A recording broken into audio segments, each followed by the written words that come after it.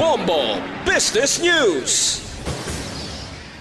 Ginatun-an subong sang Department of Agriculture kag Sugar Regulatory Administration nga palawigon pa ang moratorium sang pag-import sang kalamay tubtob sa Disyembre 2026. Iniagod matagaan sang prioridad ang lokal nga produksyon bangod sa kadamuon sang supply sang kalamay sa pungsod. Suno kay Agriculture Secretary Francisco Tiu Laurel Jr., ang pagban mahimo pa palawigon depende sa aktual nga stock levels. Ginapangabay man sini nga ang Sugar Regulatory Administration nga bantayan hugot ang produksyon sang mga refinery.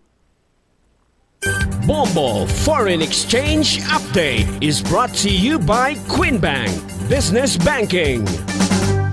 Ini nga exchange rate ang ginbase sa closing transactions ang Bankers Association of the Philippines o CONBAP kag sa Bangko Sentral ng Pilipinas o BSP kahapon sang hapon, Disyembre 19. Wala sang transactions kada weekend kag magabalik ini sa Lunes nga adlaw, Disyembre 22. Para sa aton nga reference rate, 58 pesos and 7 centavos ang baylo sang isa ka US dollar, 7 pesos and 53 centavos ang baylo sang isa ka Hong Kong dollar, 45 pesos and 46 centavos ang baylo sang isa ka Singaporean dollar, 15 pesos and 63 centavos ang baylo sang isa ka Saudi Riyal, kag 68 pesos and 70 centavos ang baylo sang isa ka euro.